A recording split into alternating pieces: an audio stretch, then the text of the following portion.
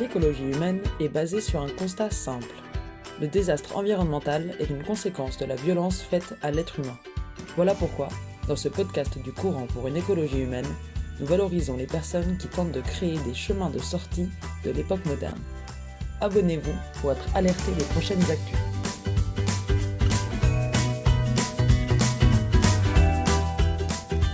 Récemment, nous avons eu le plaisir de nous entretenir avec Pierre-Yves Gomez. Il est économiste, écrivain et co-initiateur du courant pour une écologie humaine. Au cours de notre entretien, nous avons parlé de beaucoup de choses, mais notamment de croissance, décroissance et de futur souhaitable. Pierre-Yves Gomez, bonjour. Merci beaucoup d'être avec nous aujourd'hui. Pour commencer, j'aimerais qu'on fasse un petit peu de définition pour bien comprendre de quoi on parle quand on parle de croissance. Donc, qu'est-ce que c'est que la croissance et comment est-ce qu'on la mesure? On a beaucoup cru, et on a beaucoup cru en la croissance. Aujourd'hui, se pose la question de quelle croissance il s'agit, de quoi on parle en fait quand on parle de croissance. Dans les années 1930, justement, au moment où il y a la Grande Dépression aux États-Unis, le Parlement américain a demandé à des économistes de trouver un indicateur pour essayer de comprendre si le pays, les États-Unis à l'époque, avait tendance à augmenter ou diminuer leur richesse et de combien. Et ça nous paraît évident aujourd'hui de dire la réponse, c'est il y a qu'à calculer le PIB. Sauf qu'il n'y avait aucun indicateur pour définir la richesse d'un pays et qu'on a confié donc à un économiste qui s'appelle Kuznets de trouver un indicateur. Et cet économiste, appuyé, je ne vous fais pas toute l'histoire, par des travaux, ce qu'on appelle la macroéconomie, a bricolé un truc qu'il a appelé le produit, enfin en français, le produit intérieur brut. Et en France, après la guerre, en 1946, on a adopté ce qu'on appelle la comptabilité nationale, et on a adopté donc aussi un indicateur qui n'était pas tout à fait le même. Et puis d'autres pays ont aussi adopté une sorte d'indicateur bricolant qui n'était pas non plus le même. Et c'est dès que dans les années 1970 qu'on s'est mis à faire converger ces indicateurs et qu'on a finalement établi le PIB, le produit intérieur brut, à l'échelle au moins des pays occidentaux. Donc d'abord, vous voyez, cette histoire de croissance associée au PIB, c'est très récent. Un. Deux, c'est un bricolage. Quand on ne savait pas comment faire, on a trouvé une convention. Cette convention, par exemple, conduit à exclure du PIB le travail domestique. On s'est posé la question, hein. Et depuis un moment, on se pose la question, est-ce que le travail domestique crée la richesse? Alors, comme on ne sait pas trop le comptabiliser, on a dit, bon, on ne sait pas le comptabiliser, donc on dit non. Et puis, on s'est posé la question, est-ce que le travail des associations, on le considère? Bon, comme on ne savait pas trop le calculer, on a dit non. Et vous voyez, on a de proche en proche éliminé un tas de créations de richesses, extrêmement importantes pour notre vie, hein, pour ne se concentrer que sur ceux qu'on arrivait à peu près à comptabiliser. Et donc le PIB, je ne sais pas si vous le savez, mais c'est très simple, le PIB, c'est on prend les liasses fiscales des entreprises, on prend ce qu'elles ont vendu et ce qu'elles ont acheté, la différence s'appelle la valeur ajoutée, et bien la somme des valeurs ajoutées, un petit détail comptable près, la somme des valeurs ajoutées, ça s'appelle le PIB, tout bêtement. Donc, vous voyez, comme elle remplit des liasses fiscales, on sait faire, et donc on a déduit le PIB. Il se trouve que le seul indicateur qu'on ait, c'est le PIB. C'est un indicateur que tout économiste un peu sérieux considère comme une pure convention. Voilà, qu'on change cet indicateur, ça fait partie des vrais sujets aujourd'hui. Est-ce que c'est un bon indicateur? La réponse est plutôt non. Bon, il est clair que dès les années 70, donc assez vite, on s'est mis à critiquer le PIB comme unique indicateur de la création de richesse. Mieux que ça, on se dit attention, il nous conduit à des impasses, parce que comme il ne voit, encore une fois, par construction, hein, il ne voit qu'une partie de la richesse créée, il ne voit pas aussi une partie de la destruction de richesse de l'environnement, mais aussi sociale, psychologique, en termes de santé, ça c'est pas du tout comptabilisé. On a l'impression qu'on parle de la croissance de la richesse en ne regardant un tout petit écran. Et donc, assez vite, dans les années 70, les critiques à l'égard du PIB ont conduit à dire, mais attention, ça peut nous mener au mur, parce qu'en regardant que cet indicateur, on peut vous voyez, diverger par rapport à la véritable création de richesse ou destruction de richesse que produit l'économie. Pour continuer dans la lancée de ma première question, est-ce que vous pourriez expliquer un petit peu ce que vous entendez quand vous parlez de décroissance? Il ne s'agit pas de passer de croissance à non-croissance. Par nature, les sociétés croissent. La vraie question, c'est, elles veulent faire croître quoi dans leur création de richesse? On peut répondre la santé, On peut répondre l'éducation, on peut répondre les biens matériels, on peut répondre le respect de l'environnement. Oui, tout ça fait partie de la croissance. Et effectivement, le sujet, c'est pas tant de savoir si on va évoluer en termes de croissance, ce qui me semble euh, absurde. Personne ne pense qu'une société peut décider qu'on va détruire la richesse d'année en année. C'est ridicule, évidemment. Le sujet, c'est de quelle richesse on parle. Et si on parle de nouvelle croissance, ce sur quoi il faut se mettre d'accord, et c'est l'enjeu des discussions aujourd'hui autour de l'écologie au sens large du terme, des écosystèmes, c'est qu'est-ce qu'on intègre dans la création de richesse. Ce qui est certain, c'est que définir la croissance comme la croissance des biens matériels vendus sur les marchés, ça marche plus. Ça, je crois qu'il y a une sorte d'unanimité, mais même l'INSEE, par exemple, depuis une bonne trentaine d'années, ne calcule plus que la croissance du PIB.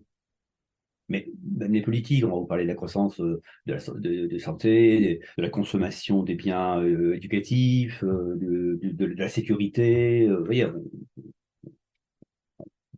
n'assimile pas spontanément la croissance que à la croissance des biens matériels. Ce qui est embêtant, c'est que l'économie, elle, continue de le faire, hein, pour des raisons, je vous l'ai dit, d'inertie, comme ça.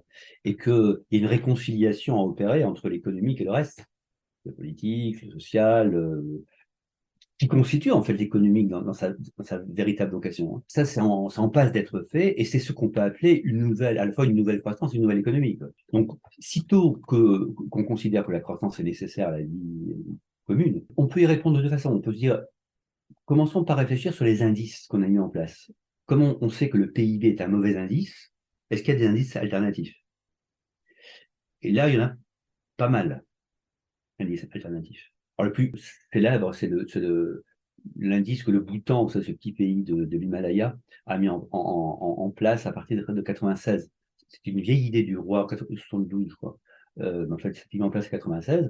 Et ils intègrent dans l'évaluation de la richesse du pays annuelle, et donc dans le cadrage des politiques publiques, autre chose que la production des biens matériels, mais aussi la santé, l'éducation, etc. Ils appellent ça le bonheur national brut. Il y a 72 indicateurs. Le pays l'utilise, hein, depuis maintenant une bonne trentaine d'années. Ça lui a permis d'ailleurs de sortir des pays les moins avancés en développement. C'est un pays avancé, notamment avec un très fort impact économique. Et ce qui est intéressant, c'est que c'est un pays, c'est 70 000 habitants, 700 000 habitants, mais c'est un pays bouddhiste. Et donc, dès l'origine, ce bonheur national brut a été fondé sur les valeurs du bouddhisme. Je le dis parce que il y a différents courants spirituels qui sont représentés ça et là. Je n'ai pas posé de questions au roi du Bhoutan et donc aux experts de mettre en place un indicateur économique qui tienne compte des valeurs culturelles, mais aussi spirituelles du Bhoutan. Donc, ça a été le bonheur national brut. Mais de manière plus générale, je ne dis pas plus sérieux, parce que c'est très sérieux le bonheur national brut, c'est très intéressant, hein. De manière plus générale, il y a énormément de recherche et de travail de différentes associations, organisations, économies, cercles économistes pour essayer de trouver des indicateurs plus fins, plus sophistiqués que le PIB. Le PIB et la focalisation sur le profit d'ailleurs avaient le gros inconvénient de sous-estimer la dette, de faire considérer que la dette économique, mais aussi financière, donc, mais aussi sociale, environnementale, climatique, tout ça, ça ne compte pas. Ça, c'est en dehors du spectre de l'analyse, ce qui est vraiment ridicule quand on fait de l'économie, on fait de l'économie complète et intégrale, comme on dit. Et donc, il faut bien tenir compte. Enfin, c'est tromper l'analyse que de croire, par exemple, qu'une entreprise ne produit que, que ce que dans le cadre de la production de ces matériels, elle produit aussi plein de choses autour, des relations, elle produit des biens immatériels, elle produit des investissements de long terme, de l'éducation, enfin plein de choses. Si on ne tient pas compte de ça, on rate, y compris la vocation d'une entreprise. Alors ça, on s'en est rendu compte à partir des années, on va dire, fin des années 90, et les travaux explosent et les évolutions s'accélèrent depuis la crise de 2008. Là, on a une vraie transformation et donc une évolution vers une nouvelle croissance. Mais vous voyez que pour dédramatiser la question, une nouvelle croissance ne veut pas dire qu'on remet tout par terre, etc. La première chose, c'est qu'une nouvelle croissance pose la question, qui est la bonne question, de quoi on parle quand on dit qu'on produit des richesses, de quoi on parle? Qu'est-ce qu'on intègre dans ces richesses? Est-ce que c'est important d'intégrer aujourd'hui l'éducation, par exemple, comme une richesse?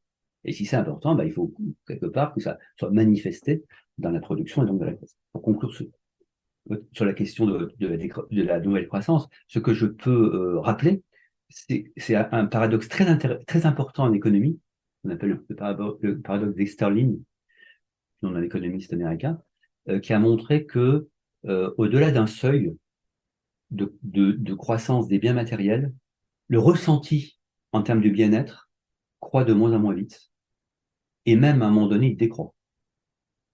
C'est ce qu'on appelle le paradoxe d'Examen. Il ne faut pas croire que plus les biens matériels augmentent, plus le ressenti en termes de bien-être augmente de manière parallèle. En fait, on a montré qu'il augmente au départ, mais atteint un seuil, et après ce seuil, il décroît. C'est tellement compliqué à créer toujours plus de biens matériels que ça fait décroître le ressenti de son bonheur propre. Alors, ça a été beaucoup appliqué pour les revenus. On a montré qu'au-delà d'un certain seuil de revenus, aux États-Unis, ça a été calculé à 70 000 dollars, la perception du bonheur décroît.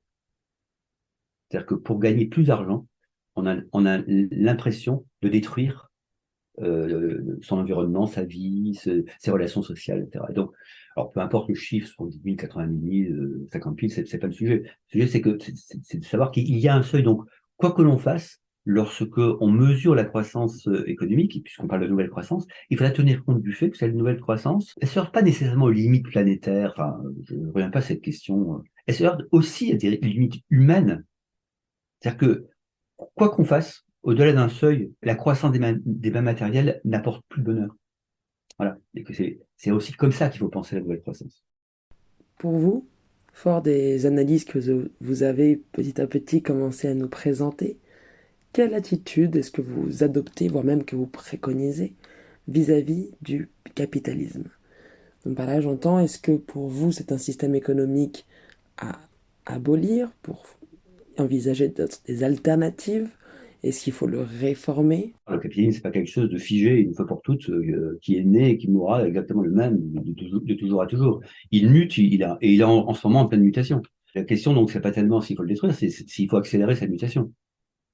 Si on considère que les conditions aujourd'hui sont telles que voilà, elles ne produisent pas le bonheur ou l'attente, ou bref, l'attente sociale, et donc il faut accélérer sa mutation, c'est ça l'enjeu. Et si on répond oui, il y a au moins trois niveaux classiques pour l'accélérer. Le niveau national et international, c'est-à-dire prendre des décisions, des contraintes, par exemple sur la pollution, sur la façon de se comporter vis-à-vis de l'usage de certains biens dangereux, enfin, vous voyez, des contraintes, et des contraintes qui sont imposées à des niveaux qui peuvent être nationaux ou internationaux. Deuxième, c'est la militance pour l'écologie humaine, les églises, les ONG, et de toutes sortes de militances qui conduisent à faire prendre conscience, à faire évoluer ensemble. euh. Et puis le troisième, c'est le niveau personnel. À la question de la croissance, je peux répondre, mais moi dans ma vie, qu'est-ce que je veux voir croître? Mes revenus à l'infini? Pourquoi faire? Vous voyez, mon pouvoir d'achat, comme tout le monde dit, croissance du pouvoir d'achat, ça plaît très bien. Le pouvoir d'achat, c'est quoi? Donc ces trois niveaux, ils sont imbriqués. Il n'y en a pas un qui précède les autres. Ils sont d'horizons de nature, de logique, mais aussi de fonctionnement différents. Vous voyez, la transformation au niveau global, c'est pas une somme de transformations locales. C'est pas vrai ça. Ce sont des architectures différentes.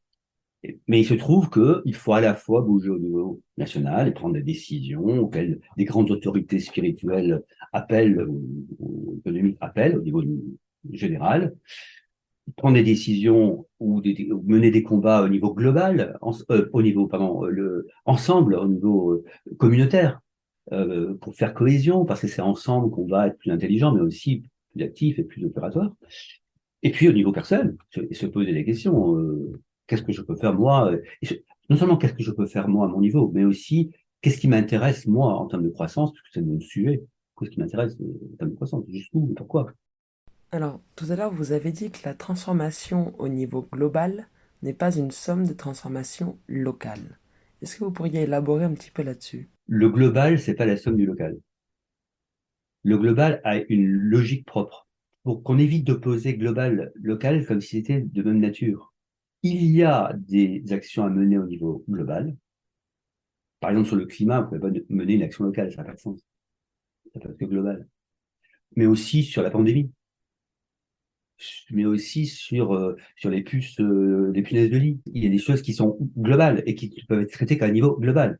Et puis, il y a des actions qui doivent être menées au niveau local. Donc, je crains toujours le retour au local et je préfère dire aussi le local. C'est la naïveté avec laquelle on a pensé que de grands Manitou pouvaient, au niveau global, régler toutes les questions, y compris les questions qui ne peuvent se régler qu'au niveau local, que qu'est venu un globalisme un peu mortifère, et duquel on revient aujourd'hui. Et donc, oui, il y a une nécessité de revenir en local pour régler les questions qui ne peuvent être réglées qu'au niveau du local. Mais non, quand il y a une sorte de mystique que le retour au local va résoudre les problèmes qui peuvent aussi être posés au niveau global, bien sûr. Alors, il y a une question qui est parfois abordée autour de thématiques économiques et écologiques, c'est celle de la natalité. Est-ce que pour vous, c'est une question qui se pose dans ce contexte-là, ou est-ce qu'elle n'est pas pertinente? Est-ce que faire naître moins de monde euh, serait une nécessité pour une nouvelle croissance? Force est de constater qu'on est passé d'un milliard d'humains à 8 milliards en 2 siècles. On ne peut pas négliger le fait que c'est pas tout à fait la même chose de nourrir, d'éduquer, d'habiller, 8 milliards de personnes que 1 milliard. Donc voilà, je dis ça parce qu'il faut être responsable des 8 milliards de personnes qui existent au monde. Après, est-ce que la solution, enfin, la nouvelle croissance implique une décroissance de la population? Il se trouve qu'on a montré depuis presque 50 ans que la croissance du PIB conduit à la diminution de la population. C'est-à-dire que dans tous les pays où le PIB croît, c'est-à-dire qu'on se concentre sur les biens matériels pour évaluer la richesse, la population décroît. Donc, l'idée selon laquelle les biens matériels permettent une meilleure, une meilleure gestion de la démographie, de la démographie, elle est pas vérifiée. Puis il se trouve qu'il y a c'est totalement décorrélé. Il se trouve que plus on a de biens matériels et moins on fait d'enfants. C'est-à-dire que plus on devient individualiste et on se concentre sur son propre usage. Donc c'est dans ce cadre-là qu'il faut réfléchir à est-ce qu'il faut moins. Oui, c'est pas comptable. C'est-à-dire, tiens, c'est sûr que si je repassais de 8 milliards à 1 milliard, ben, je pourrais avoir une croissance tout ça. Non, mais c'est ridicule de poser des choses comme ça. C'est sûr que si je revenais à 50 000 habitants, ça serait encore plus simple. Oui, mais c'est un problème qui est tellement simplifié que c'est ne plus poser un problème. C'est carrément donner une solution finale, si je peux faire une référence. Donc, le sujet, là encore, c'est de se dire, dans la mesure où un progrès a produit une croissance de la population, comment aujourd'hui on peut créer les conditions d'une vie décente pour l'ensemble de cette population? Ça, à mon avis, c'est le sujet qu'un économiste sérieux et humaniste se pose. C'est compte tenu des conditions qui me sont posées, comment je fais pour résoudre le problème qui m'est posé. Et pas, ça serait tellement plus simple, vous savez, si vous voulez résoudre le problème du nombre d'enfants en classe, bah, vous supprimez les enfants. C'est un peu ça qu'on est en train de dire, quoi. Mais c'est sûr, oui. Mais vous voyez que c'est une solution qui me paraît pas justifiée en raison, voilà. C'est pas raisonnable. Je comprends qu'il y a une sorte de peur aujourd'hui de donner la vie à des enfants dans un monde dont on n'imagine pas la suite. Mais cette peur, elle est très bourgeoise au sens flaubertien du terme. C'est-à-dire que c'est tellement notre idée que notre confort matériel, c'est la bonne vie. Et que comme les enfants risquent de ne pas avoir le même confort matériel, ils ne pourront pas avoir une bonne vie. C'est quand même cette idée qui est véhiculée derrière cette peur de l'enfantement. Il y a ça aussi. Quand on dit le monde de demain sera pire que le monde d'hier, mais de pire quoi? Pire en termes de croissance des biens matériels? Sans doute. Sans doute. Des biens matériels, mais il y a plein de biens spirituels, affectifs, culturels, de relations qui vont naître et qui rendront le monde voilà, différent, tout simplement. Donc, laissons les enfants qui vont naître décider de leur bonheur. Maintenant, j'aimerais revenir un petit peu sur notre sujet principal et notamment sur la question du PIB. Si on considère que le PIB est un outil imparfait et incomplet, ça je pense que vous l'avez plutôt bien démontré, on peut supposer qu'on a tout de même besoin d'indicateurs pour mesurer notre activité, qu'elle soit économique ou autre. Et du coup, quel type d'indicateur est-ce qu'on pourrait utiliser à la place? Est-ce qu'on a besoin d'indicateurs? Alors, on a toujours besoin de repères. Que parmi ces repères, il y ait des indicateurs comptables, moi, ça ne me gêne pas. Là encore, la question qu'on doit se poser, c'est de quels indicateurs on a besoin? Ce dont on a besoin, en fait, c'est d'intelligence. Et de se dire, si je prends cet indicateur, qu'est-ce qu'il me dit? Mais aussi, qu'est-ce qu'il ne me dit pas? Quel autre indicateur je dois prendre pour qu'il me dise un peu plus de la réalité? Je vais parler d'entreprise pour ceux qui sont en entreprise. Si je prends l'indicateur profit, il peut être intéressant, l'indicateur profit, mais qu'est-ce qu'il me dit? Mais qu'est-ce qu'il ne me dit pas aussi? Des relations sociales, de l'investissement, bon. Donc je prends un autre indicateur qui est je sais pas, le niveau des relations sociales, et c'est l'ensemble de ces indicateurs ou de ces informations qui me permettent de savoir quelle richesse je crée. Ce qui est vrai au niveau micro, est vrai au niveau macro, et même au niveau mondial. Et cette intelligence dont on a besoin. Alors c'est vrai, est-ce qu'on a besoin d'un indicateur? La réponse pour moi est claire, non. On n'a pas besoin d'un indicateur. C'est toujours le danger qu'on a un indicateur. Mais est-ce qu'on a besoin d'indicateurs? À la fois, s'ils sont utilisés avec intelligence, pourquoi pas? Et dans l'intelligence, c'est la discussion des indicateurs. Il y a toujours se rester prudent sur l'usage et se dire, remettons toujours à l'ordre du jour la discussion sur ce que signifie l'indicateur. Dès lors que vous avez mis en place une infrastructure qui fonctionne pour remplir une mission, changer l'objet de la mission, c'est changer toute l'infrastructure. Exemple, ici, vous avez des liasses fiscales qui chaque année sont traitées par, et ça arrive, et au bout de 30 ans de travail, on est arrivé à un calcul ce truc-là, de cet indicateur qui s'appelle le PIB. Remettre en cause le PIB, c'est remettre en cause toute l'administration de la preuve. Et vous le constatez dans toute notre vie sociale. Dès lors qu'on a mis en place des structures pour remplir une mission, on ne peut pas changer la mission si facilement que ça. Et ça peut prendre des siècles. Dans une conférence, j'avais expliqué comment Galilée, en fait, on savait presque un siècle avant Galilée que la Terre était tournée autour du Soleil, et qu'il a fallu encore presque 2 siècles pour que ce soit enseigné.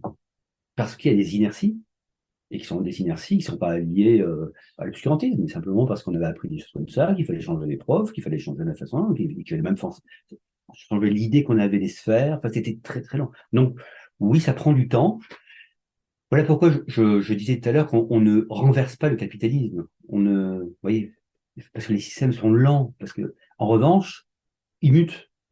Oui, déjà, moi je peux le dire dans mes pratiques quotidiennes en entreprise, bien sûr qu'il y a déjà des changements très importants en entreprise, bien sûr qu'il y a des changements très importants à l'INSEE, pas aussi rapides qu'on aimerait, mais ils sont déjà là. Et notre rôle, pour ceux qui veulent accompagner ces changements, c'est jouer sur ce qu'on peut jouer pour les accélérer. La décroissance, ça se fera par nature. C'est quand vous avez plus d'essence de votre voiture, elle s'arrête. Voilà. Donc, l'intelligence humaine, c'est d'éviter l'arrêt de la voiture, c'est d'anticiper la crise, et donc d'introduire des alternatives. Voilà, c'est pour ça qu'on est là, pour essayer de réfléchir ce monde tranquillement, et en même temps en agissant, comme on le fait tous. Mais pour autant, il y a un effet de réalité. Hein, si il n'y a plus d'essence, vous tombez en panne. Voilà. Qu'est-ce que vous pouvez dire aux personnes qui, à tort ou à raison, hein, ont peur de demain, des transformations qui vont avoir lieu, ont peur peut-être soit effectuer ces transformations dans leur vie et de changer, soit des transformations qu'ils vont peut-être subir, que ce soit pour des raisons de changement climatique ou économique. Très souvent, la peur, elle vient du fait que on refuse le réel. En fait. Bah oui, alors, sur l'énergie, sont discutables. Hein. On peut toujours trouver des sources d'énergie, y compris fossiles, qui nous feront gagner quelques années. Donc, il y a toujours des personnes qui vont dire ça. En fait, en termes de réalisme, on peut toujours trouver des sources, mais elles sont plus chères. Donc, il y aurait des conséquences économiques. Oui, on est sur un chemin aujourd'hui de transformation. Voilà, regardons-le sans fébrilité inutile. C'est une transformation. Plus on sera volontariste dans ces transformations et moins violentes seront les conséquences, notamment pour les plus vulnérables. j'essaie de prôner un réalisme. Voilà, il y a des hypothèses qui se posent. La plus plausible aujourd'hui, c'est effectivement une limite, à mon avis, qui n'est pas que énergétique d'ailleurs, hein, qui est humaine. Parce qu'on n'en parle pas assez, mais il y a une limite humaine à la surconsommation, c'est que ben, les journées ont 24 heures, les vies humaines, même allongées, ont 100 ans, et que le désir, c'est mousse, et que voilà, et que on pas surconsommer à l'infini, et que donc on se heurte à cette première limite, qui est l'épuisement même du désir, ou l'épuisement même de l'énergie, de l'envie, qu'on voit très, aujourd'hui, c'est très documenté, ça, hein, avec cette espèce d'indifférence à l'accumulation des biens qui, notamment pour les nouvelles générations, c'est assez bien documenté, qui n'est pas nécessairement lié à la peur de l'avenir, hein, qui est lié à une sorte d'épuisement du toujours plus en termes de consommation. Donc, épuisement des ressources, oui, il me semble à peu près certain. Moi, ce qui m'intéresse, c'est, et alors, quelle société ça dessine? Qu'est-ce qu'on peut faire ensemble? En quoi ça va faire société toujours? J'aime à répéter, je me tue à répéter d'ailleurs, que la première énergie qui est surconsommée, c'est le travail. Ça a été l'intensification du travail, alors là aussi qui est très bien analysé à partir des années 2005. On voit que l'intensification du travail dans tous les pays du monde occidental est telle qu'on assiste à une baisse de la productivité du travail, parce que on a atteint le maximum. Et là, on répond, oui, mais on travaille moins, regardez, les loisirs, etc. Mais justement, on travaille moins en temps, mais beaucoup plus intensément. Et dans le temps dit de loisir, il y a énormément de travail. Le fameux travail du consommateur, parce qu'il y a plein de choses qu'il faut faire maintenant, en dehors de son temps de travail, remplir des choses sur Internet, 36 billets de train, il y a plein de choses qui se font et qui obligent à courir. Donc il y a eu une intensification très forte. Et la première ressource qui a été épuisée, c'est la ressource humaine. Avant la ressource, je suis désolé pour dire ça, mes amis environnementalistes, la première ressource qui a été épuisée, c'est la ressource travail, c'est la ressource humaine. Et aujourd'hui, quand je vois des patrons qui me disent, oui, mais on n'arrive plus à motiver, mais on n'arrive plus à motiver parce qu'on a épuisé la ressource, il faut la renouveler, cette ressource de travail. Donc oui, je crois que les épuisements, dans le cas spectaculaire du burn-out, bon, il n'y a pas que le burn-out, il y a cette espèce d'indifférence croissante à ce qu'on appelait naguère la valeur travail. Mais en fait, le travail professionnel. Le travail, c'est très large. Et cette indifférence voilà, au don de soi dans le travail qui était évidente dans les années 50, qui n'est plus du tout, encore une fois, par épuisant. Oui, je crois que pour le coup, tout est lié, comme dirait quelqu'un. Bien sûr que ce qu'on a appelé la croissance des biens matériels, c'est essentiellement une croissance de la consommation. Essentiellement une croissance de la consommation. Et qu'on a inventé l'homme consommateur, avant de parler de l'homo economicus, c'est l'homme consommateur qu'on a inventé. Moi, mon leitmotiv, c'est que la véritable aliénation, c'est pas l'aliénation par la production, comme Marx nous l'a dit, c'est l'aliénation par la consommation. C'est lorsqu'on est obligé de consommer des biens pour plein de raisons, qui sont culturelles, qui sont psychologiques, qui sont liées à des addictions, quand on est obligé de consommer des biens, qu'on est vraiment aliéné, dans les deux sens du terme. Et que si on veut se désaliéner, et ça peut commencer à être personnel, c'est en jouant sur la consommation qu'on se désaliène.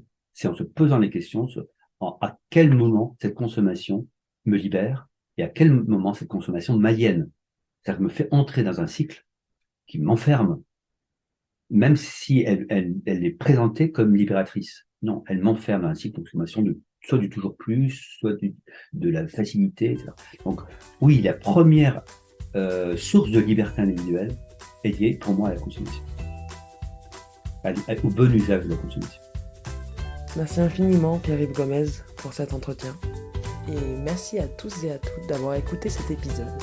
À très bientôt pour de nouveaux podcasts inspirants sur cette chaîne du courant pour une écologie humaine. Abonnez-vous pour ne rater aucun épisode et abonnez-vous également à notre newsletter mensuelle. N'hésitez pas à nous contacter sur les réseaux ou à national@écologiehumaine.eu.